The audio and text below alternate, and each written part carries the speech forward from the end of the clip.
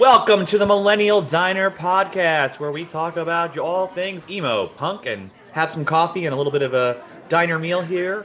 I'm here with Phil. Phil, here we are at the diner again. Crazy, back at it. Always at Back the at it. diner. Always at the diner. It's Same always table.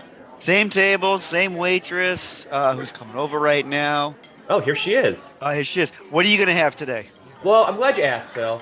I'm thinking I'm gonna have some buckwheat pancakes. Oh, Um, those are dairy free, of course, and a little vegan butter on that, and a little real 100% natural maple syrup with that. That's kind of where I'm going. A little sweet tooth today. that does sound like a sweet tooth. I live in the land of maple syrup. New Hampshire is like maple syrup. No, that's Vermont. It's the maple syrup capital. I was gonna say, yeah, I think everyone in Vermont's gonna attack you now. That's. To be perfectly frank, the war between Vermont and New Hampshire is a bit overdue anyway, so we'll get there. I've been rooting for it to happen for a long time. It's going to happen. And then, it's going to be a wild card because Maine will be like, not without Maine. And then all of a sudden, we're going to have this gigantic three-way battle. It'd be like the Battle of Ohio, which was a battle between Ohio and Pennsylvania. But we'll get to that some other time. What am I going to have today? Let's see. I am going to go. I'm going to go rye toast with a little bit of butter and black coffee. That's what I'm going to have today. Oh wow, yeah. I mean, that's good. I mean, I'm gonna have some coffee too, of course. Just Yeah. a little oat milk on the side. Hopefully they have oat milk. You never know with these diners. Yeah, it's nowadays. I'm sure they do. I think that's pretty much a standard now that most places do. You'd think that, but for many listeners who may not know, Millennial Diner is a play on our hometown diner, the Millennium Diner in Smithtown, New York, where we spent many nights drinking coffee, having French fries or toast in your case. And I went there recently, and I realized Smithtown does not understand what plant-based diets are. And I discovered that to meet people at the diner now, I stop off at a store and bring my own tofu with me. Yeah, so that's where I'm at. So I don't think that. Yeah. So no full acceptance or appreciation for the plant-based diet now at diners. Is that what you're telling me? I almost seem like it's like there's a lack of awareness actually that this is happening a lot, and there's other options out there. But hey, they'll get there. Maybe in 20 years. That's true. I mean, let's be perfectly honest. That's the way of the future is plant-based food. It really, it's going to be 100%. But we're not here on this morning. We're recording this on a morning. At least for me, it's a morning. I know it's probably an afternoon for you. We are on opposite coasts. But I hope you had a good morning on your East Coast. I did. Actually, it was a good morning. I did actually. Thank you for asking. That's wonderful. I mean, so far I've had a good morning. I mean, we had some time change. We lost an hour, so that was threw me a little bit. But I'm still pretty happy with this one. It's a good morning. A good morning to talk about Alkaline Trio's fourth album. Good morning. That's Mourning for you, goth pun lovers out there. So, to be perfectly, that's an important pun on that. No, that is. But we'll get to that. Let's tell me a little bit about the album. Well, Alkaline Trio's Good Morning came out in the year 2003, which we have touched upon before, and I still say probably one of the biggest years for this genre of music. Again, we are in 2023, so everyone's celebrating 20th anniversaries of albums that came out this year. This is Alkaline Trio's entry into that, and probably, in my humble opinion, one of their most important albums. Agreed. Yeah. 100%. Because it really is, first of all, most important, who is an Alkaline Trio? It's Matt Skiba, Dan Andriano, and Derek Grant.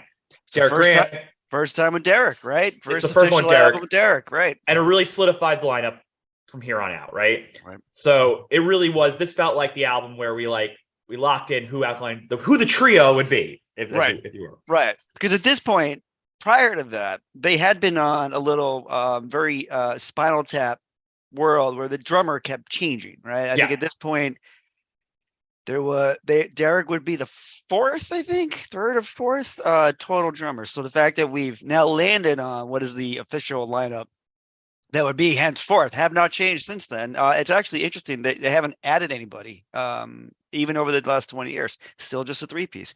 Otherwise, it would look kind of funny calling themselves Alkaline Trio, but have four on stage. Let's be honest. Well, they know what their brand is. Mm-hmm. And speaking of brand, I feel like the other part of it, why this is important, is I feel like this was the first time where they've always been kind of like growing into like the dark aesthetic, the spooky, the horror punk, not quite all the way, but like this one is one where like they went from a band who wore t-shirts and jeans on stage to all black suits. Mm-hmm.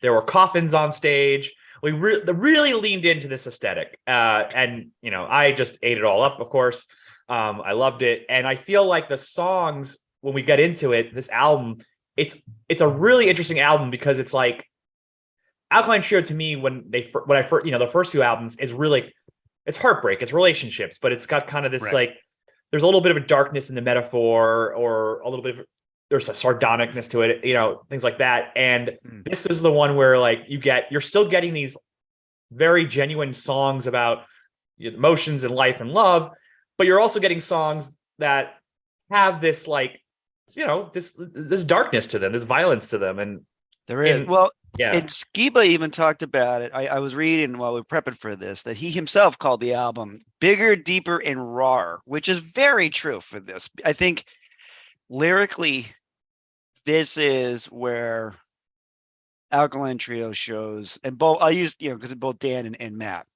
both hit their peak. And I'm not saying they went down from here. I just think this is where they were building toward this album for years. They musically were hitting it right. I mean, the songs are fantastic. The musicianship of each song is actually really high. The quality of the song, quality of the recording is actually really good. But the lyrics, I think, is where these two start really hitting their stride. So let's imagine like a TV show, right? It takes a couple of years for the characters to get nailed down, that the way they're going to do the episodes gets solidified. I think for them, this is the album where they finally have solidified their sound, their brand, like you said, who they are, what they're going to sound like, what they're going to be like. And I think that's why this album is their first great album. It just solidly. It's just 100%. All 12 songs are just bangers. Bangers. I think going back to like this aesthetic and brand of theirs. I mean, they've always. You're right. They got here. They evolved here. I mean, off the bat, let's just say best band logo in the history of music, right? Oh, absolutely. Is there a logo that summarizes what the heart literally of this band is? And of course, if you don't know, well, it's on my shirt for you YouTube people. For the YouTube people, there it is on the shirt. Yeah, it's the heart with like a little devil's tail at the bottom of the heart. I don't know. I always thought like little point. I don't know. I always thought it was like a little devil's tail, but and a skull in the middle. And that is what this album is. This album is the heart with the skull in the middle. It's just it's that logo come to life to me. Right. 100%. That's because just the themes you see throughout the album in its entirety is there's a balance of light and dark. There is a great deal of heartbreak, love song. There's love songs in there. So it connects that. It's funny the way you put that. I think that's really good. That the album is a sonic version or tonal version. I've said that now a couple of times of the logo itself. Yeah. Do you remember the first time you heard this album? Because I actually have a very clear memory of a couple of occasions with this album. I do sort of, but I think you're going to tell it better than I am. Well, it's a longer story than it probably should be, but basically there was a festival in New Jersey called the Surf Skate and Punk Fest. Surf Skate Punk Fest. I think that was it. Yeah. I don't even think that's right, and I think kind of funny that my memory is free. Well, this is what happens when we get older. It's like we're like computers, right? We get bogged down with all this other stuff we don't need to know, but yet we still try to remember it. There was later a festival called Bamboozle. This was before Bamboozle. And Skate and Surf Fest. Skate and Surf Fest, yeah. And it was in Asbury. It was in the convention center in Asbury. So I loved going to this because it was all the bands I loved. Plus I figured like, oh, this is where Bruce Springsteen practices. So this is awesome. It was a nice place to be. they were gonna. This was probably so. The album came out May 13th, I believe, 2003. They So this was probably like late April of 2003, and they were one of the many bands on this 3-day festival, and they gave out bracelets to anybody who wanted to go see them play a show at CBGB's, like the following day or 2 days later.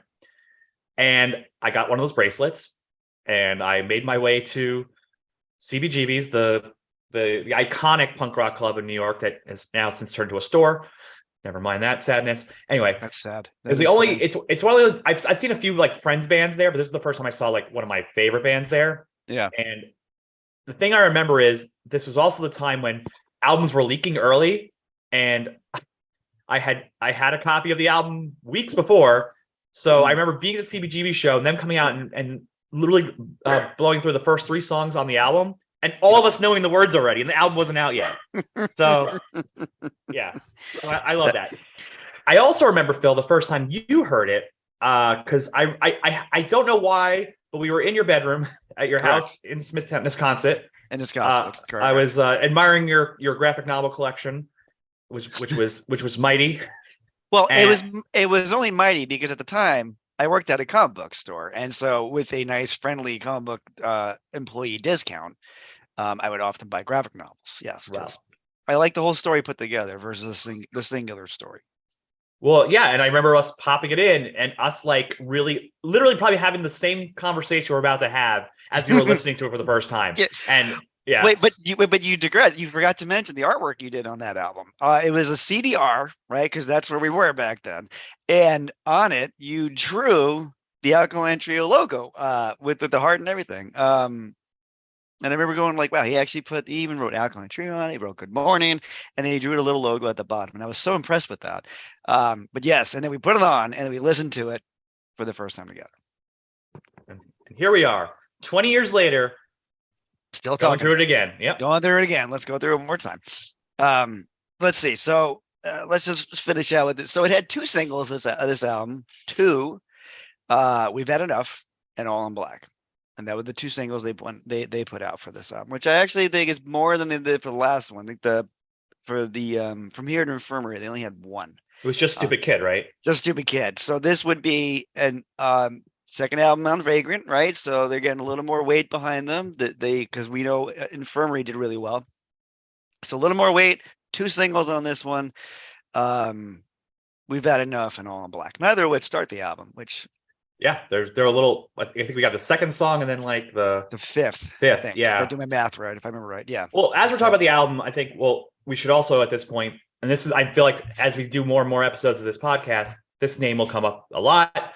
This was produced by Joe McGrath and Jerry Finn. Jerry Finn, at this point, I look back, probably the greatest producer in my humble opinion, because so many of my favorite albums Jerry Finn produced, and he's done some of the best Blink albums, the best AFI albums, some of the best Alkaline Trio albums. So like very much a very important figure here.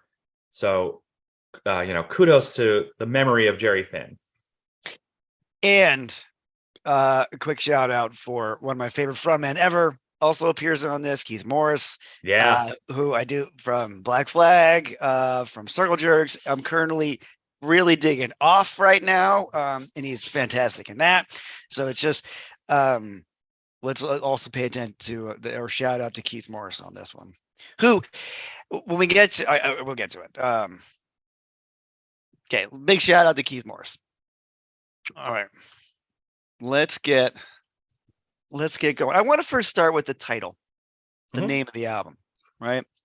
Obviously it's a Alkaline Trio run of puns or double entendres. Let's go with that.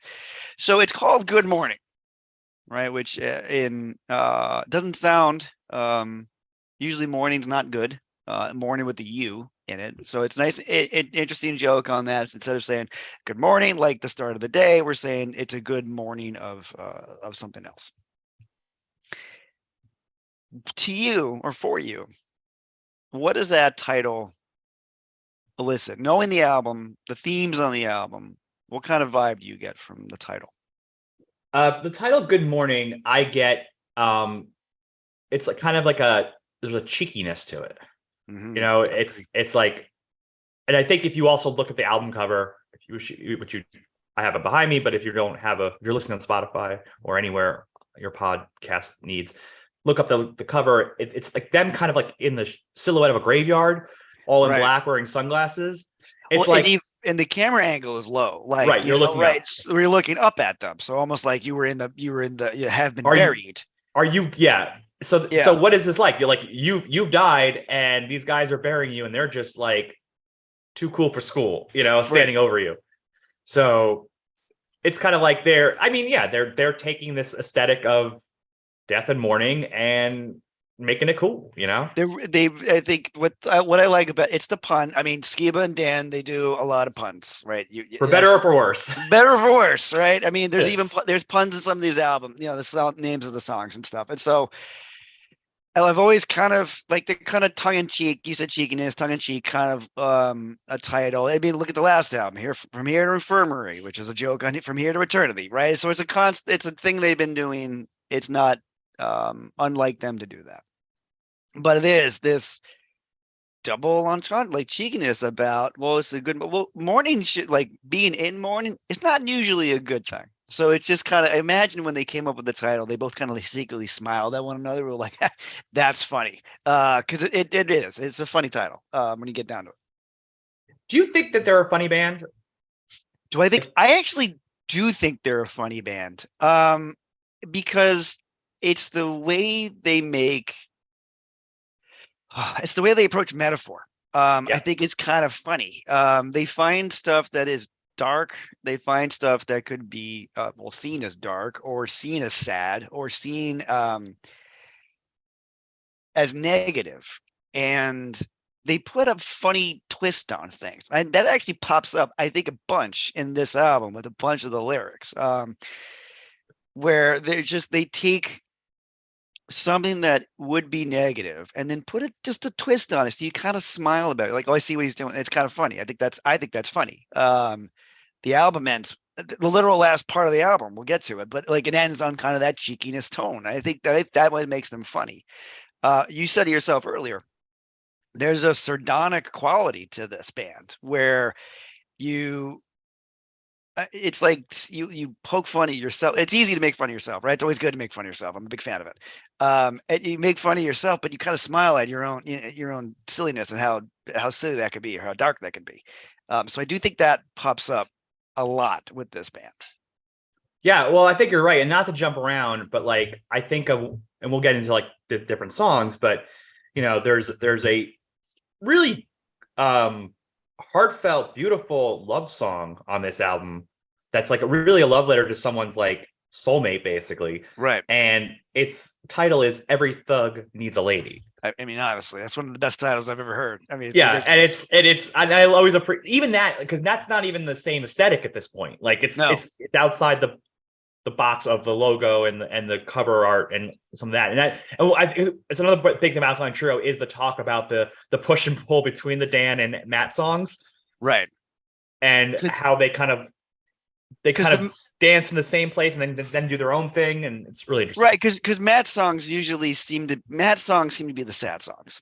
Right. The hopeless kind of songs. But then Dan's songs always tend to be more the love songs. So, which honestly works to their advantage every time. You have, and it's funny when you think about that, just, Dan's songs are the happier songs. And for those at home, I put quotes up because let's be honest, they're not always the happiest of songs.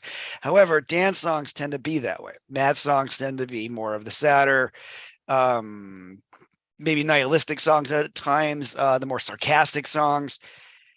But pairing them together, you have that balance of the light and dark, which is a constant thing in all of their albums. There's always, and even the way their individual songs, so they each talk about that.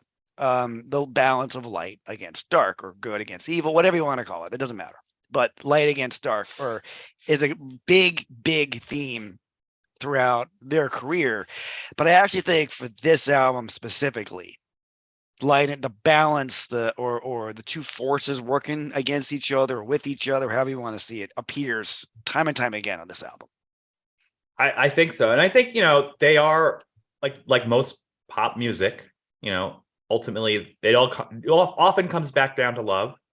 Mhm. And this album is no different, where it starts off with a different kind of love song. A different I kind of would love think. song. A different kind of love song. I gotta be honest. Probably one of the greatest opening songs they've ever done. I mean, it's just such a good opening. Such a good opening. And I remember when we went. I remember seeing the show and saying early when this first came out. Album had just dropped, right? So it was like May, I think. I saw them. I think they were together in the city, and they did. They ripped through the 1, 2, 3, the first 3 songs, played them in order, and everybody knew the lyrics. And I remember that because what the vivid memory I have in my head is when we get to the chorus of "This Could Be Love," where everybody's doing the fingers. Everybody in the audience counted along with them, which is astonishing considering the album had only been out for like a week. Yes. For those at home, that show was at Irving Plaza, and Did I you think look it it was up? the. I was wondering if it was No, I Irving Plaza. remember it. I remember Yeah. it. I think, and I remember because that's the first time I saw them in the suits, Yes. and I was like, oh, we're in suits now. We've Okay, got I we've like gotten all this. the, well, it makes sense. It's their first grown-up album, right? So Yeah. they've went into the aesthetic of into the aesthetic of the suit. All right. So I agree with you. It's one of my favorite openers they've ever done. It is. It's just I think it's just such a super fun song. Like, So much fun. There's so many fun visuals. And I remember like listening to the first time you hear it because it's so catchy and hooky. You're singing along, and then you're like, wait a minute, is this about a murder? Yeah, like it's such a but I think that's why this works so well. Well, for the band as a representative of the band is that it is a poppy tune. Like you're like, yeah, you kind of get into it. There's like a kind of like not really a call and answer, but there's a count. Everybody loves the count, right? Everybody loves going to shows, being like 1, 2, 3, and you're like, wow, this is so great. But then you're right, you start going like, wait a minute. Are we talking about murdering the narrator? Is that what's happening, right? And the best part, he's like, and I understand it. It's Yeah. okay. I would do the same. Well, exactly. And like the equation that passion and love equals fire, right? Like, I mean, Right. the call and response is this could be love for fire. Really kind of like hits it on the head there. But Because yeah, go ahead. what I was going to say, what I like about it is you have a narrator who can't exactly meet the expectations of the person they love, right? Because they talk about, he even says that. He literally even says that. Like, I could not meet your demands.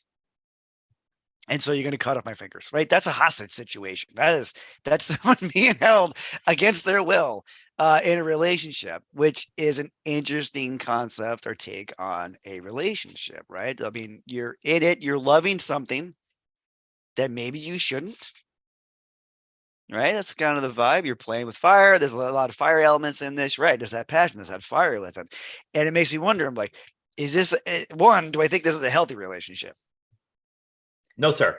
I don't think so. No, I don't. I do not think this is a healthy relationship. This is in love with something that might not be the best idea a thing to be in love with.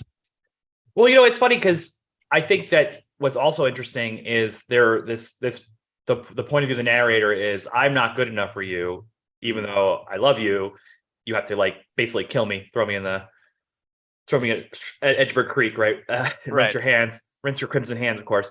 But like there is a part of the song where like it gets kind of like away from like the murder metaphor, and I wonder if it's like the most honest of it, where it's like I'm like a broken record. I got a needle Yeah. scratching me. It injects the poison of alcohol IV. I don't blame you for walking away. I do the same if I saw me. Like to me, I'm like, oh, this person's kind of a mess right now, and like they know they're a mess, and they know that they're like they're warning this person like you're right to get away from me. Like, get away from me.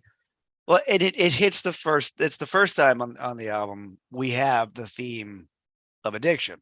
Yeah. Or, and that pops up in many songs, which I think speaks more to Matt's life.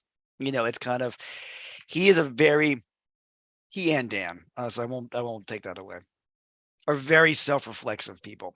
And they look back at their life and I think take an honest look at themselves,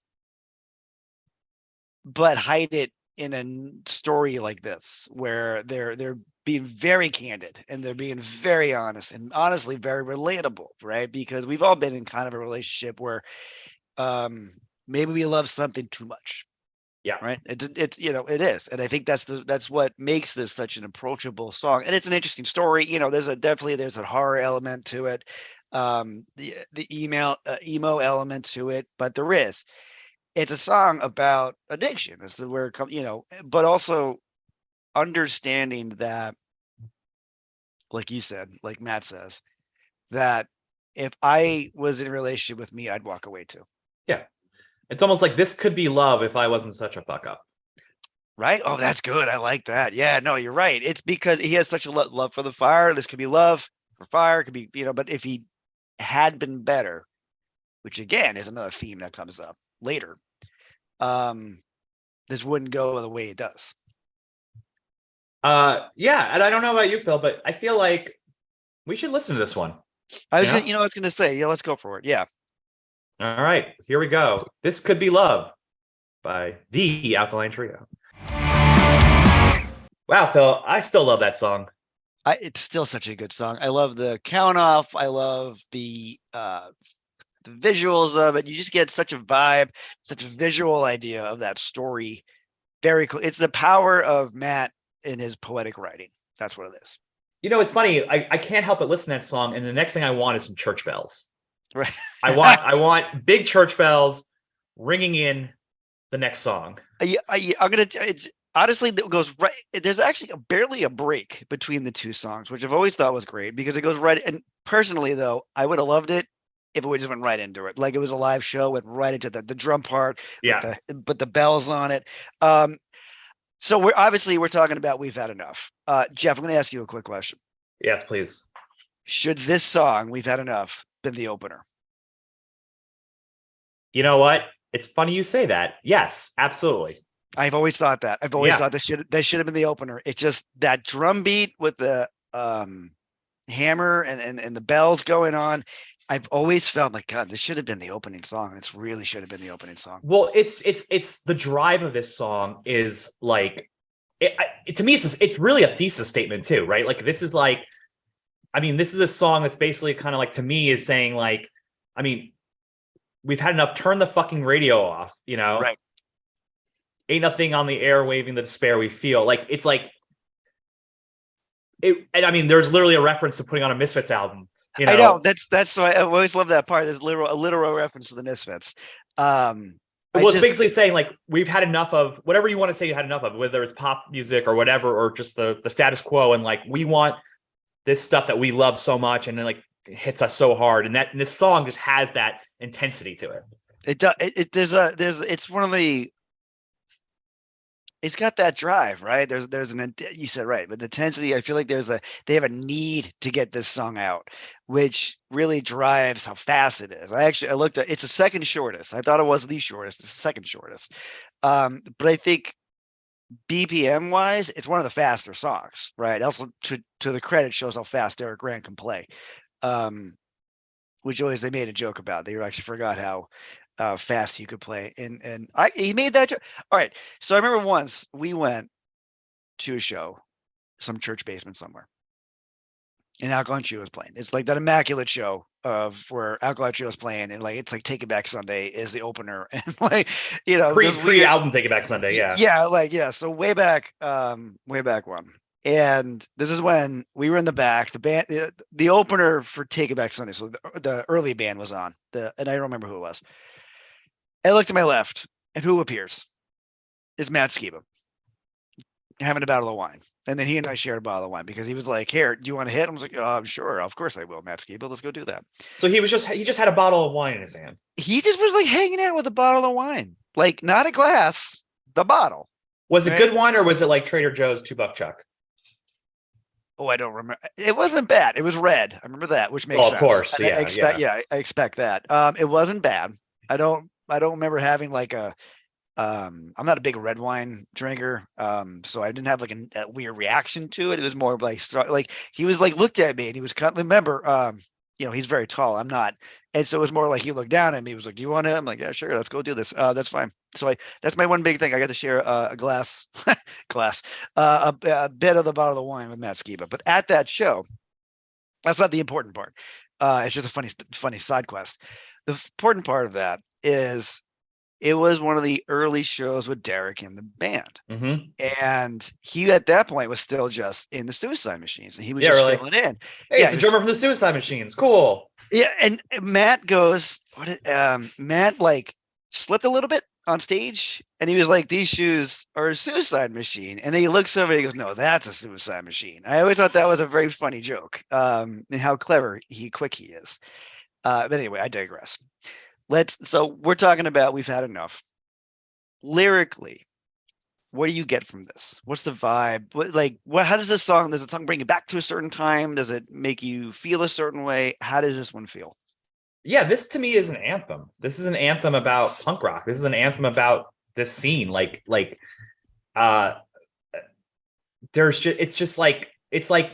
going to battle for the music you love. That's what this is. They're standing their ground, and it's like, that is where all the intensity. I mean, that's why this is just a straight up banger. It's just like it's a shot across the bow. Is that the right terminology? That's what it is for basically the genre in itself. Like, it's really kind of like, this is our biggest fear. The only tunes that we hear come via antenna through your car radio. Right. And that's that we've had enough. Like, no, I don't want the radio songs. I want the ones that I found through friends, through, going to shows, through like the ones that completely speak to me and are my, my soundtrack, my, my drive, if you will. Right. Well, because at this point, when the album dropped, like there wasn't these bands hadn't hit the radio stations yet, and even to some degree still haven't. Unless you live in certain areas where that would be a thing, you might hear an Alkaline Trio on the radio. I gotta be honest, I don't think I've ever heard an Alkaline Trio on the radio, ever. So, but you've listened to the song "Radio" by Alkaline Trio many times. I have listened many times, many times when I'm at my angriest. Right. But I don't. But it's funny how contained that song is. But anywho. With this one, you're right. It's them saying we're sick of this. There is, but there's nothing good on the radio. Remind me of Thursday, the Thursday song. But it's that there's nothing good or worth listening to on the radio, and we've had it. We're done with that. It's time for this next wave to come out. And even then, because like he talks about what, like for him, putting on a Misfits record and cranking it, right? If I think it's even turn it up and cranking that is how they want to feel. Which, by the way, good album. Oh yeah, Walk Among Us, classic album. I'm sure a future episode of this podcast we'll probably end up on it. But what's funny, and so even though we talked about it, that this is the first album where the brand of Alkaline Trio, the horror emo goth punk rock amalgam, appears, that he even literally talks about one of the original horror punk bands, which is just kind of funny, an interesting little connection there. Yeah, I mean, most bands of this day would just cover a Misfits song, but no, not Alkaline Trio. Not Alkaline Trio. We'll just name drop it. Yeah, no, I mean, this again, I think I've said it already, but I'll say it again. I mean, this is a straight up banger. Like this song comes on and you're just like, you're driving. All of a sudden, you're blown past the speed limit. Cops are chasing you.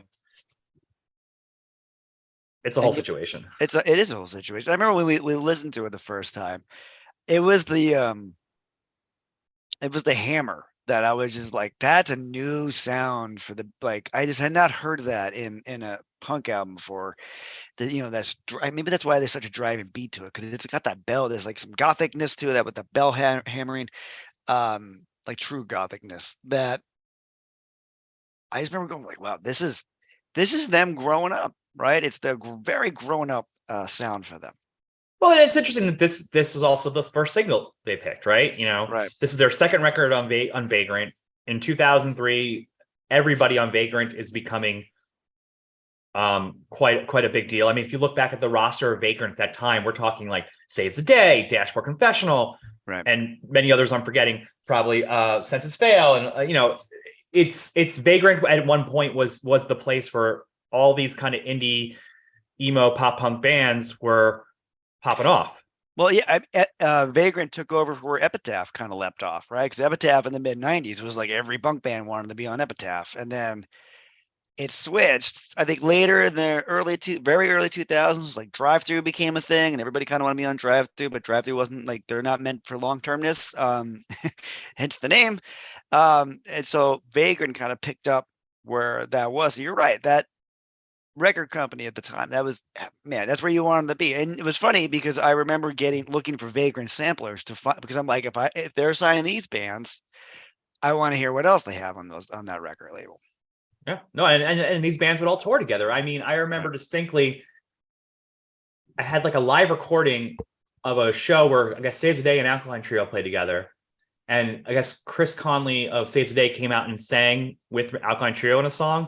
And then Matt said, "Chris the Day, ladies and gentlemen." And I always appreciate that. Oh, that's his humor, man. That's sarcastic, sardonic wit, man. That's where that is.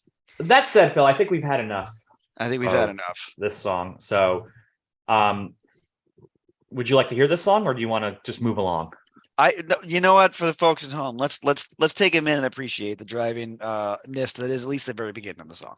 Excellent. Here we go. We've had enough by Alkaline Trio. Oh man, I just filled up on coffee, Phil.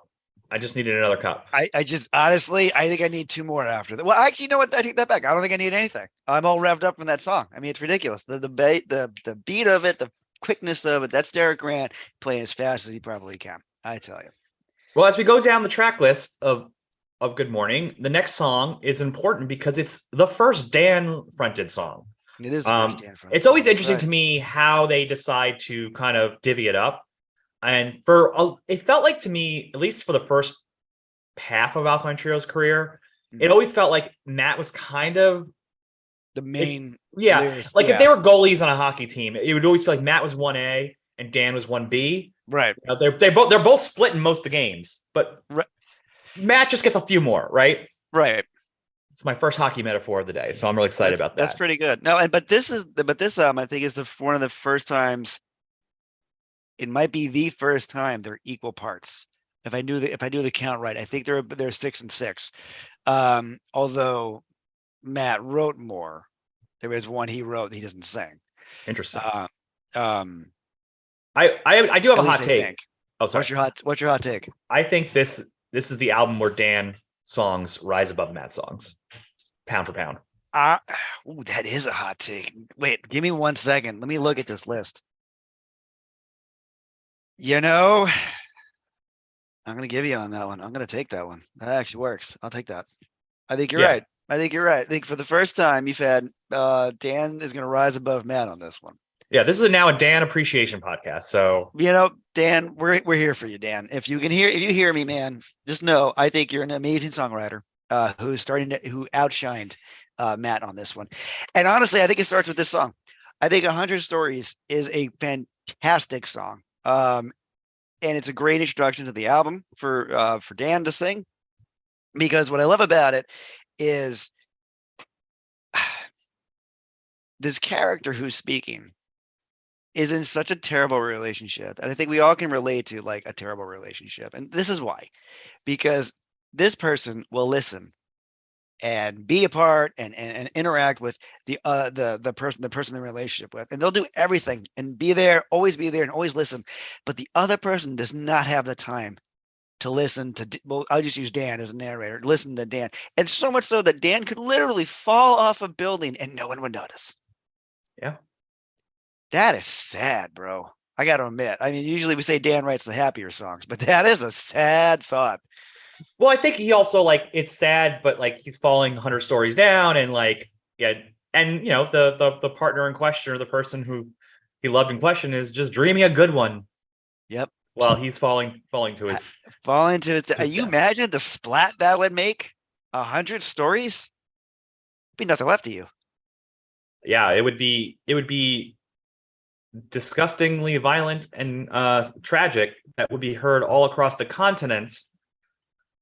A continental tragedy, if you A will. continental tragedy, if you will. Nice segue. I appreciate Thank that. you, thank you. And the next track, of course, is Continental. Continental. Which Um, I looked into it and I was like, supposedly it's about him driving a friend while in a Lincoln Continental. there you go. That all makes sense. Yeah, that then basically well, it makes sense to the metaphor throughout. I mean, they talk about go wait in the car. It's so from what I looked up, and this is all with a grain of salt because this is what the internet is. Take everything on it with a grain of salt. That it was about him driving a friend, um, possibly to score. And ultimately, there's been, like we said, there's a lot of theme of addiction throughout a lot of these songs, and Continental keeps that theme going, where they talk about, what. Oh, I have to get the lyric right because I don't want to screw it up. Well, I mean, I think you're like, it's like you had 9 lives and one by one you chewed them up, right? Like Right. that to me is like, oh, you're playing with fire, literally, constantly with Yes. this, and then it goes. The next line is really your final coffin nail's been driven far too much. Like, oh, you have been at the verge of losing it all every time you're doing this, and Every time. yeah, Right. It's you're playing with fire, right? The theme that comes out, you're gonna play with fire. Yeah, because it's the bed and breakfast and the spoon. So I imagine then we're gonna go right. more like the heroin angle with that. The bouncing boys now. First off, the alliteration of this line is astonishing. This bouncing baby boys now turning baby blue. What alliteration in that?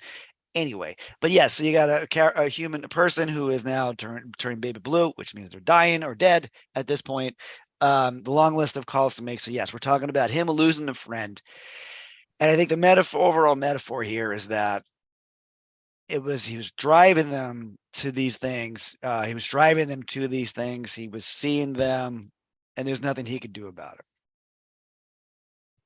which is Yeah, another sad feeling there. it is, and the mood is now a lot Shifting. darker at this point, right? Yeah. Which I think is really great because it really sets up The the next next song. song. The next But song. before we do that, I just want to let the listeners know at home there's no oat milk at this diner. Yeah. So my coffee is just black. It's all on black. I'm not sure if I like that transition, but you know what? I went with it. I think it's you know what I like that transition. I think it was good. I think it was good. But the next You song is well the we can go next. you can Yeah. go further. Well, you gambled, and it's like you do an all on black. You put it all on black, all on red. Yeah, no, that's like the appropriate metaphor. I was just trying to force something that wasn't there, but I just love my black coffee. So there we go. But yeah, all on black. What do you want? This is I think this is really to me was this is the song where like I feel like they've really pushed themselves someplace new Yeah.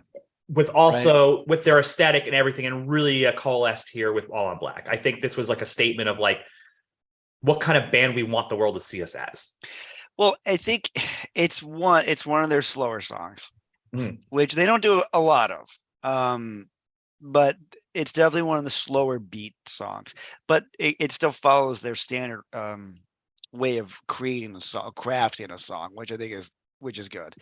But I think you're right. With this one, I think this is one, I think it's the one of the shining points of the album. And it really shows how mature the band has become. Because think about the sound of this one. This is Yeah. the first time you get this kind of sound. Otherwise, most albums, the more songs, sorry, excuse me, prior to that, very straightforward, very, quick beat, right to it, bam, bam, bam, let's get to it. Chorus, you get in verse, chorus, breakdown, goes into the last chorus. This is the first time I think they really get away from that and they slow it down to create this movie-esque Yeah. sound. This is the cinematic song for It sure. is. It is. It's what is it really about? I mean, I see it as the death of a relationship. So kind of like a relationship kind of ties back to the name of the album, but it's definitely it's the end of something. Yes. I guess it probably like it's the death of a relationship. I think the end of something. Which is mostly what this. I don't know where I'm going with that. It went Well, away. it's about an ending. And like I think a relationship's an easy one to put on it, but it doesn't have to be a relationship with a person. Doesn't have to be a relationship with anything in your life. It is a funeral song to me, Right. because it is a goodbye to something important. And I actually, one of my favorite parts of this one is I always felt like this one felt the most esoteric in what it really is about, and you can kind of place different meanings, which I think is what makes it one of their most mature songs, because it's not just like about punk rock music or drug addiction or literally a breakup. It could be, it definitely probably is, but right. I think the imagery is so vast in the way they're talking about it. They're talking about like upside down crosses and like sacrificial offering of virgin ears, just like the evocative imagery to basically what I think get to this point where like by the end it's like there's a little bit of hope, I feel like, at the end. And like there's a version at the end where it's like, literally he says, I'll soon be sleeping sound as soon as I leave town. As soon as he finally like gets away from this ending, it's gonna be okay, it sounds like to me, which is really interesting to go from all these dark imagery to that kind of right sentiment. But what you said before, what you said about it is kind of this is a very it's a very multi-layered song, right? It's not just about one thing, because in it, right, you take the gambling idea, you put it all on black, right? Okay, so if you go with the gambling aspect of it, the choices you make are a gamble, right? You don't know how it's going to turn out. You don't at all. You never know how it's going to turn out.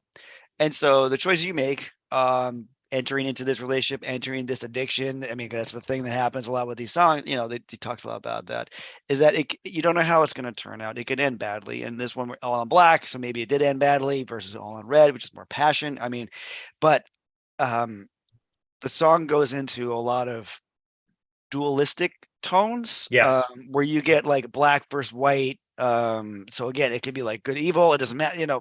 It's dualistic. There's a lot of things happening, bad versus good. I think there's like a component of this that feels very addiction for sobriety.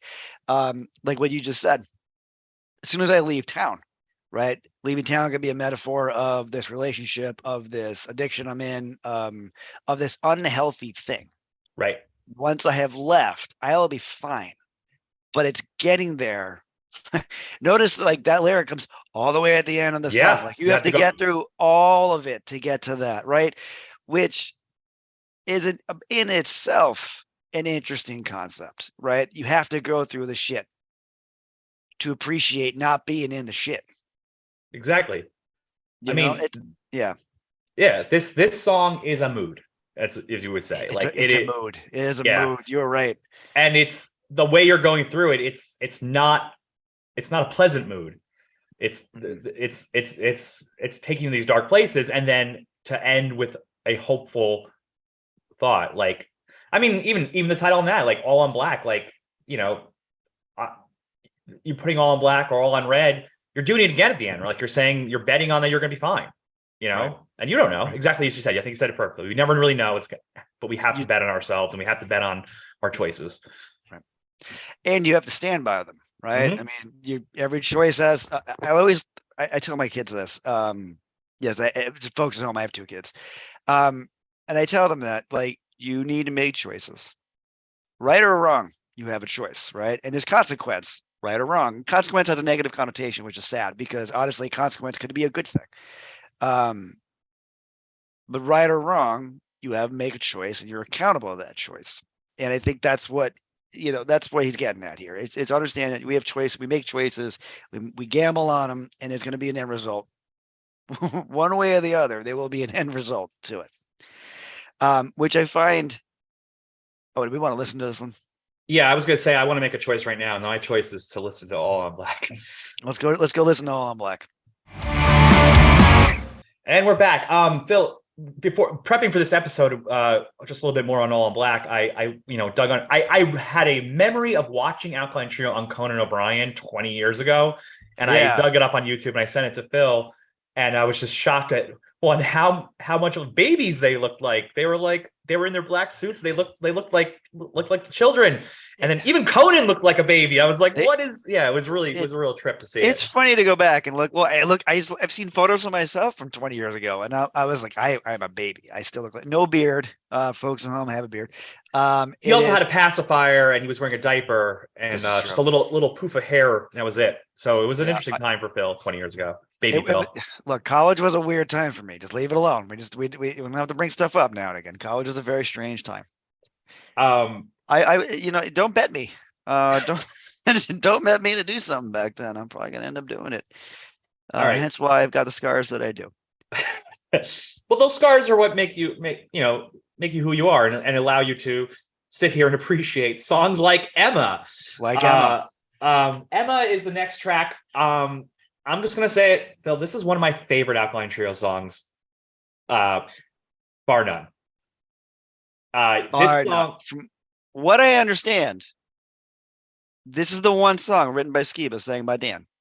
well, it's interesting because I think for me, this song, again, if we're talking about this album really kind of being like the moment Alkaline Trio really becomes what Alkaline Trio is, this song more than any relies on both of them so much. Right. You have Dan is doing the verses, and then Skiba's coming in with the chorus. And when they do that, and they do this again down the line for future albums, it becomes kind of a thing they finally figure out, like, oh, this is our sweet spot. I didn't similar for like, I know Blink-182 eventually gets to hear this point where they realize if we are both giving what we do, we're creating a much more dynamic song. And I also love it because it's a very simple song. This is like 4 chords. This is like going right back to the Ramones kind of. It's fast. It's upbeat, which is again hilarious given the subject matter. For poor Emma, but it's fast. It's a simply put together song, which I think is where Alkaline Trio is at their best. When it's a simple, straightforward, but driven well with lyrics. Well, it's yeah. Sorry. Yeah. No, it's Again, this is another banger. And it you said it in the head. It's story about this character Emma, who appears like an angel and falls like rain, fell into the narrator's lap like a heart attack, lightning from her name. She comes in fast.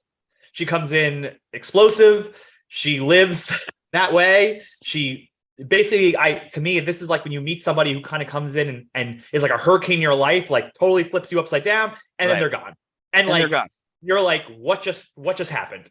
And I think a lot of people have had either relationships like this or crushes like this or whatever. Someone has come into your life, you're like, oh, this turned everything upside down, and I don't know what just happened. Now I have to sit here and kind of pick up the pieces and figure it all out. Because there's the narrator, Emma impacts the narrator so much. It's in the last line, but you went out with a bang when you took me with you. All of my dreams underground. Like, you have left such an impression on me that I'm fucked at this point. Like, I don't know where to go from here, because you came in so hot, like lightning. You just reassembled, like destroyed and then reassembled my life, but I don't know where to go. Like, I don't know what to do now. It's such an interesting song. Well, it's, again, because it's so simple. I mean, it really is like a couple of verses and the same chorus like a few times. Like, it's a very simply structured song.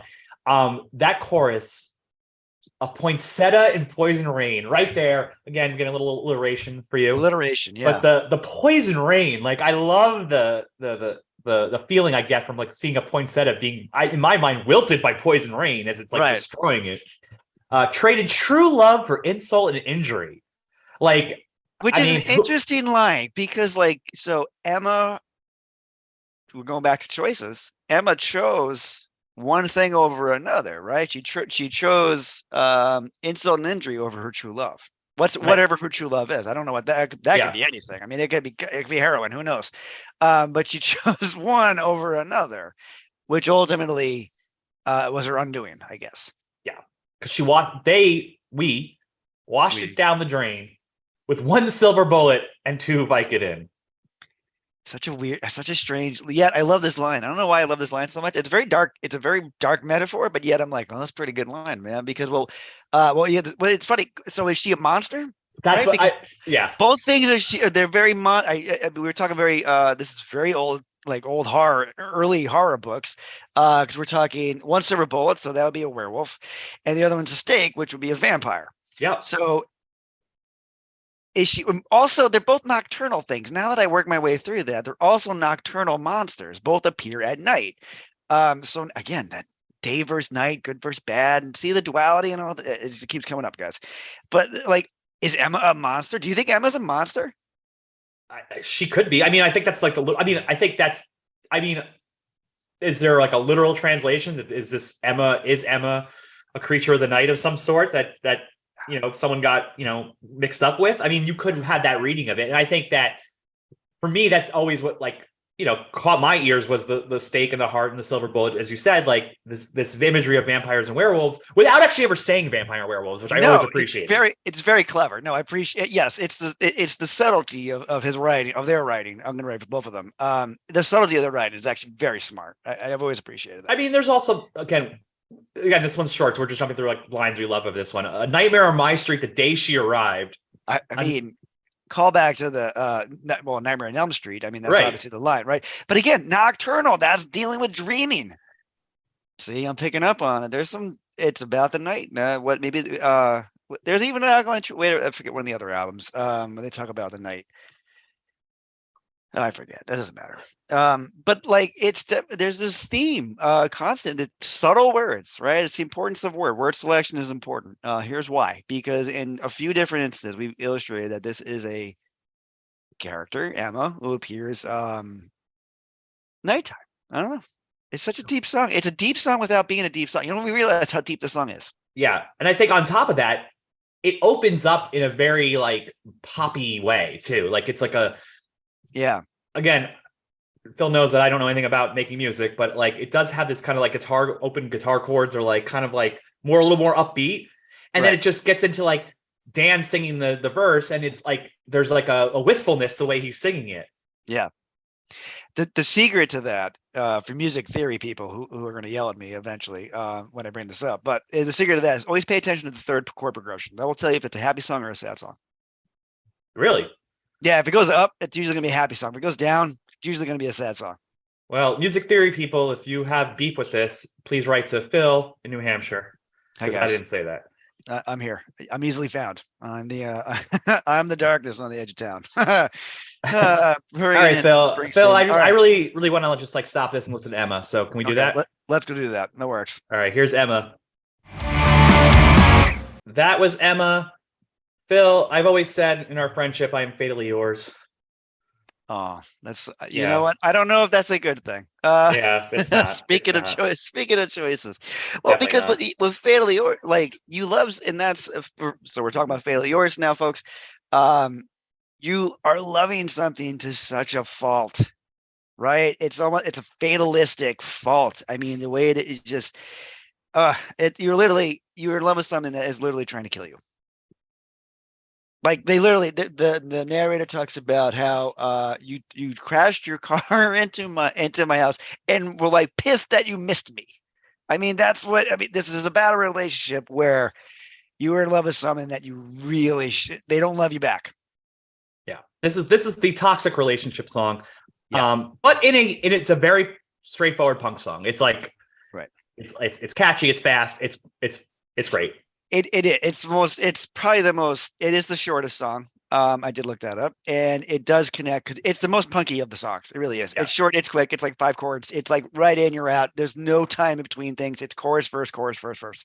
I mean, so it's right at it. Now, let's go the other lens, right? Fatalistic conversation here about a relationship you really should not be in because they don't love you back, versus a song about finding that love, and that would be Every Thug Needs a Lady. Great this is the You Found Your Soulmate song, and it to me really feels like the most autobiographical and most sincere song on the record. And this is a dance song, and again, I'm just making assumptions. I don't know these people, but I feel like this is like Dan meeting his person. Right. It is. Well, because he even talks about he's looking for, I think what Dan's looking for in this, the narrator. Let's go with that. he's looking for something, right? And he talks about that. So I needed to hear something that sounded like an answer, a reason. Right? That's all an answer is. It's a reason to move forward, something to keep going. And he's looking for that. I like how the narrator refers to himself as a thug. Can we just talk about that title for a second? He sees himself as a thug, but is looking for a lady. I just find that hilarious. Well, the other thing about this one, and I must have read this somewhere, but like, let's step back on Alkaline Trio. Where is Alkaline Trio from? They're from Chicago. Chicago, notably, very cold. Very cold. A hard place to be. A lot of waiting in the cold. A lot of kissing once in the snow, which we talk about. And then he says, but I will promise you I can make it warmer next year. Right. And this is just something I know, just like lurking on Instagram. And like, I'm pretty sure Dan lives in Florida now. Oh, see, there you go. Well, then that connects, though, because at the end of the song, he talks about our Southern summer wedding day. There it is, right? Right. Yeah, so he goes, it's an interesting metaphor there where you're right. It's always Chicago's cold, it's hard, right? Just even the vibe you get when you think Chicago, I think very urban, very cold and hard and windy. It's the windy city. Well, it's the windy city, right? The verse is something you think of Southern summer. I've been in the South in the summertime, and it is hot. There's a reason why people go slow in the South, because it's too hot to do anything else. That is the absolute truth. So I think that's the interesting parallel of that. And I'm actually going to keep that going, because I think this song works best compared against the following song, which is Blue Carolina, right? Blue Carolina. So play on words, right? Flip those words. Now you got Carolina blue. Carolina blue is the color for the University of North Carolina, the Tar Heels, right? That's Carolina blue. So you have, and now we're talking about a Southern state, right? Which you could connect to the previous song about our Southern summer wedding day, right? So you could be talking about the Carolinas. What that song is about, Carolina blue. Nope, other way. I did it backwards. Blue Carolina that's a song about missing someone, right? I think the metaphor in there is you're on tour. There's a line in there about the next 17 days. So imagine a tour, being on tour for the next 70, or being away from your significant other for a period of time. The bed that's only 2 feet wide. So it's a tour bus bed, right? Tour bus bed, right? It's a tour bus bed. And so you're obviously away from who you want to be with. You question, do I want to do this? Like, is it worth it? In the end, I think he does. And I think you could take that two ways. Is it worth it, the relationship, and also worth it by the band? And I think in the end, he says yes to both. So, but comparing, I think these two songs, Every Thug Needs a Lady and Blue Carolina, work best in tandem, which is why I'm happy they're 1-2. Yeah, I agree. I think they're both dance songs, and they both again, this one also feels like you're saying, like this you're putting I feel like I'm reading his diary about what it's like to be on tour away from this person he's met, who he knows he needs to be with this person. And the problem with being a band on tour is you have to leave home. You have to go off and play your music to nerdy kids like us, like you have to do this. And, I really want this. The way he says things that I really want, I'm not going to sing. I just did almost, but I'm not going to. But like, you just feel it in your heart how much he feels it, and it's everything to him. And it is. I know we're supposed to talk about narrators and writers, but like, I don't know why these songs I've always felt were Dan, like really being emo, if you will, and putting it all out there. He's putting it out there. Interesting side note. If I'm right, and I'm pretty sure I am, so internet sleuths, you can decide if I am or not. First time on Alkaline Trio album, 2 dance songs in a row. Might be, yeah. All right, which is, I remember listening to it the first time. I'm like, is it Dan again? It's usually 2 Skiba, Dan, 2 Skiba, Dan, Skiba at the end. Often what happens. And this is the fact we had 2 in a row. So I found that. Well, it's an interesting change. It changes everything. I think, was Crawl the last song on From Here to Infirmary? Yes. Yeah, one of the best dance songs also. And then as you go down to later albums, I think the last album to come out 2018. Is This Thing Cursed? We Yeah. opened with a Dan song. Right, which is I think was the first time we've opened Yeah. with a Dan song. And that right? song rules.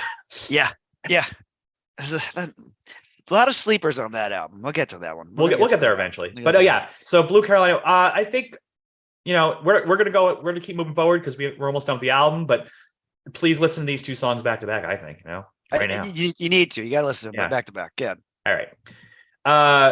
Donner Party All Night Long. This is the most on the nose song. This is the most on the nose song there is for this entire album. Because it's an obvious reference to the Donner Party. Let's do some quick history for the people on the thing. I actually took notes so I could talk about this. The Donner Party went on the Oregon Trail. You died of dysentery, but they became trapped, and nearly half of them died. Nearly half of those in the party died, and they always were claims of cannibalism, although it's never been fully substantiated. But yes, so folks, you were on the Oregon Trail. This time you didn't die of dysentery, you died of cannibalism. But it's an obvious metaphor, and this is why. The Donner Party got screwed up because they got trapped in some ice, right? So basically imagine, if you will, in a relationship, and now you've been trapped. Yeah. But again, this is a song about choices, right? Because the Donner Party got trapped because they made a choice to go one way versus another, right? And there's consequences of those choices, which led them to being trapped and possibly consumed by themselves, right? Which I actually think is a metaphor then for the relationship that obviously he's talking about. Well, yeah, because he also said, so we began this way. I don't recall where we got started. Right. Again, it's one of those pieces that speaks exactly to that. But there's also this, like, he's describing them being out in the cold and freezing to death. Right. Right. Because because the falling asleep and dying, that's hypothermia, right? That's exactly what it is. Yeah. I guess it's for better if you just can't feel a fucking thing, fall asleep and die.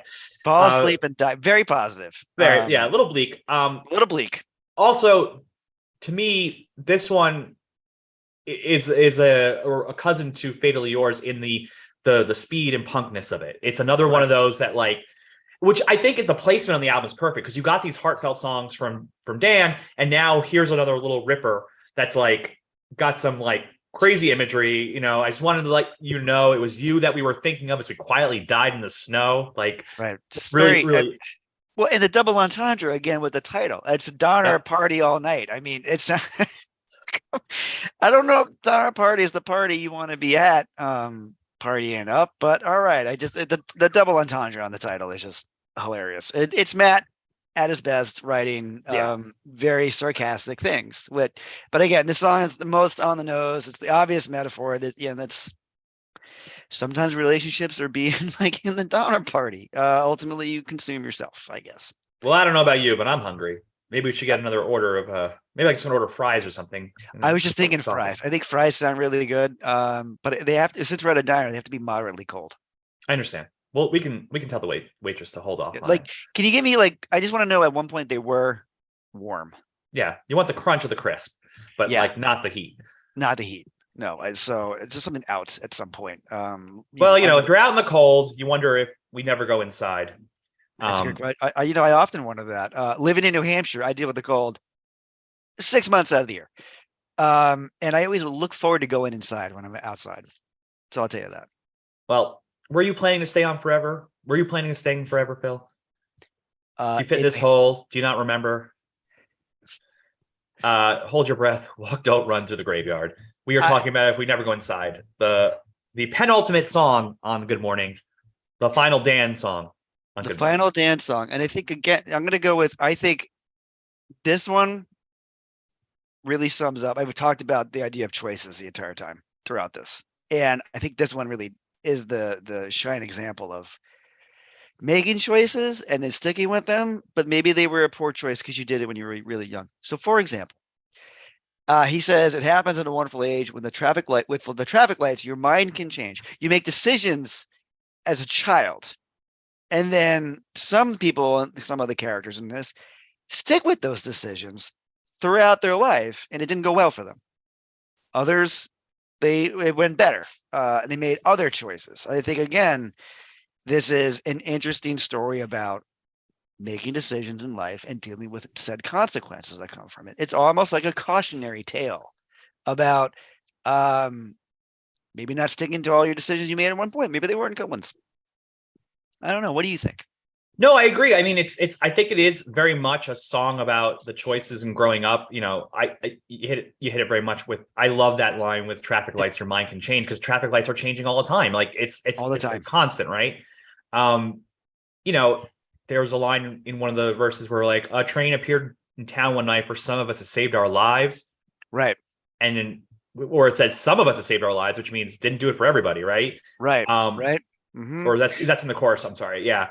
Um, yeah, this is just one. I think it's just kind of like, you know, there's graveyard imagery, obviously, you know, like, you know, saying, are you planning to stay forever? Dig this hole. Like, is this a song about never leaving your hometown kind of thing? Like one of those, Right. you know, Well, which because the train is a reference. I'm going to go with it as a reference to Chicago because there's the train yards, right? Yeah. All the cattle come up from the Midwest into Chicago, so there's train yards.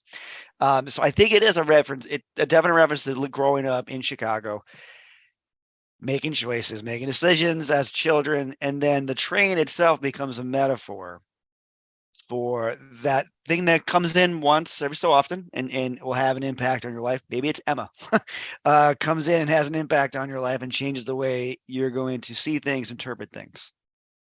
I mean, look, I think that I didn't grow up in Chicago. I know at one point Phil always talked about how he wanted to move to Chicago. I did because he thought like the coldness and the bitterness would fit your personality very much. It was how you described it, which is pretty on point. Now I live in New Hampshire, so it's right? Very similar. It's very similar to that. Yes. Yeah. I always find it funny. I live in Los Angeles. Every time I meet people from Chicago, I feel like all they do is talk about how wonderful and amazing Chicago is. And then I'm always kind of at the end of that, I'm like, yeah, but why do you live in LA? You know, one of those things. Like if you like it so much. But I think there is, this song to me is that quintessential adolescent song of like, am I going to stay in my hometown forever? Am I going to get on that train? Am I going to get out of here, or am I going to die in this hole?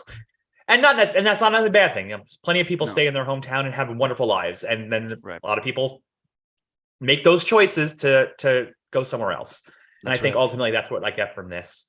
But you know, we could talk about these things until we were blue in the face, Phil. Honestly, blue in the face. I mean, I just to the point where I'm baby blue. Let's go back in a couple more songs and really get that reference in there. Yeah, let's talk about blue in the face. Last song. This is the way it ends. This is how they go out. I think it's an interesting way I put that. We're going to talk about blue in the face. Yeah, it's to me. This is when I heard this. This is a throwback to the first album because the first album ends with an acoustic song, right? And both sides of the album end with an acoustic song. That was like their thing, and I think that was where Alkaline Trio stuck out. I guess when they were coming up, they probably stuck out a lot because they were a pop punk band, but then they would throw an acoustic song on. Two acoustic songs on their album, which and they both bangers. Yeah, both. But you know, if you look back at that time, when their first album came out, like were bands doing that? Were punk bands putting acoustic songs on their albums? I feel like not a lot were. Not a lot were. Not really. Well, I mean, at that point, let's go back a few years. Green Day, the last track of Dookie starts acoustic, becomes not. Yeah. Time of Your Life is acoustic song. That was 98, if I remember right. So it was a thing, but it was it was starting, and Dashboard was going, which at that point was an acoustic band. Yeah. But I think you're right. I think it's what made Alkaline Trio stand out a bit is that they put effort into acoustic songs.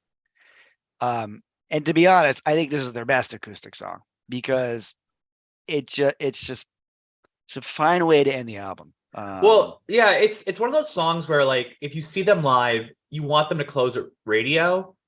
Yeah. But part of me wants them to close with this every time.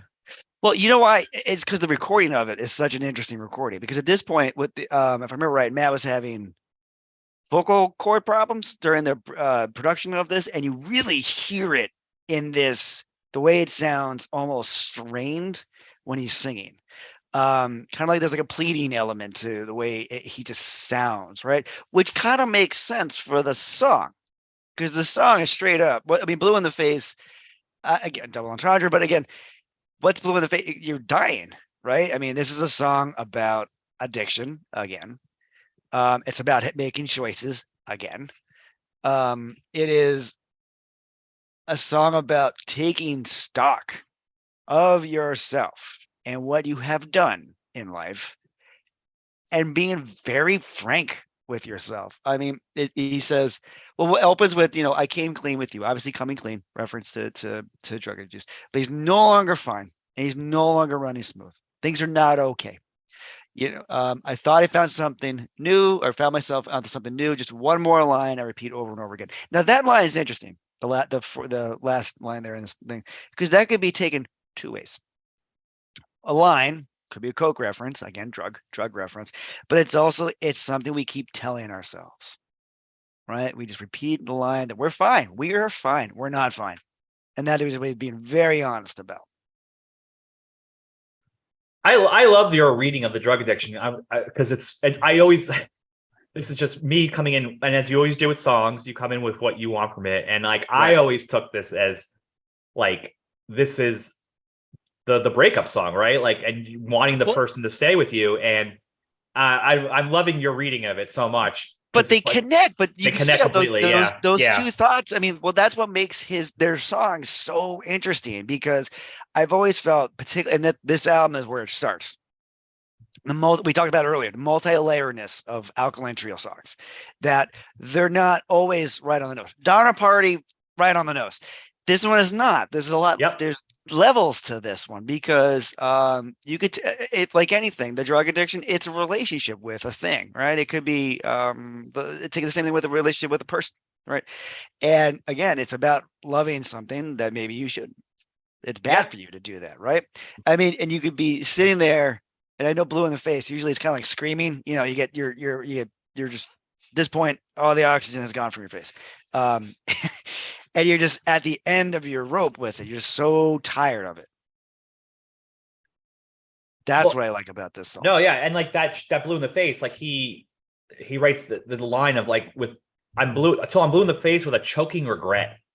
Yeah, right. I mean, he's choking on regret, and that's why he's like I love that this one again. Look, this music, great pop songs. Sometimes it's the stuff you would put on as your away message if you were a certain age. You'd write in your journals, your gurnals, if you will, from Wet Hot American Summer. Things like, it fell like mercury to hell. Like the thermometer. I mean, there's so many wonderful things here. And for me, that last refrain, the way the song comes to an end. Yeah. Because whether it's an addiction, whether it's the wrong love, whether it's something's wrong, clearly this is not well. But does the narrator learn a lesson in this one? No, they do not. They do not. They don't. And we leave the album with them posing the question to this thing they shouldn't have in their life, this person they shouldn't have in life. So what do you say, your coffin or mine? Like, literally, we're going to keep at this until it kills both of us. Yeah. I mean, and so what coffin do you want to lie in? I mean, that's a very scary thought at the end of it, which just makes this paralleled against the first song, right? About loving something too much. It's like fire. It's dangerous. It's going to hurt you, but maybe you shouldn't. You have to rethink it. To go to this song, you're like, fuck it. We're going to stay together. I like it. No, there's your narrative journey of this album. We posed the question in the front with this could be love, and then we clearly went through a lot of things that suggested that maybe this isn't going to work, and then we have songs where like the narrator maybe sees Dan over there having great love with Thug Lady and Blue Carolina, and now here we are, we're like the big offer at the end. So maybe this is why it's called Good Morning, because at the end of the day we've realized we're just going to die. Wow.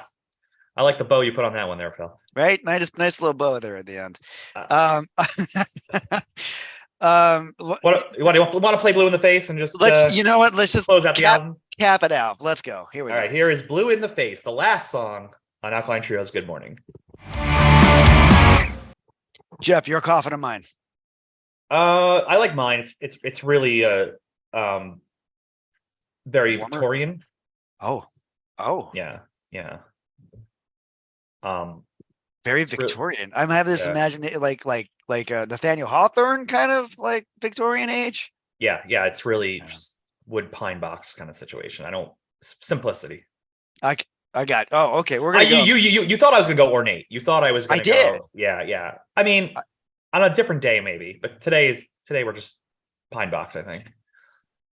It's like a true romantic, right? Romanticism in the scary sense, not like Hmm. the the true romanticism. No. Well, Okay. I feel like the ornate ones are harder to open, and I like to think that you made a mistake putting me there, and I'm gonna come out and get my revenge.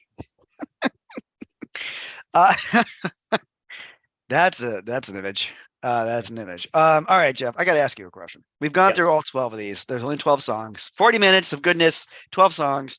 I want to ask a question. I want to know from you, what is the best song on this album for you? I mean, I kind of spilled the beans on this one earlier, but Emma is Emma. Emma gets me pumped up, and I just can't get enough of it.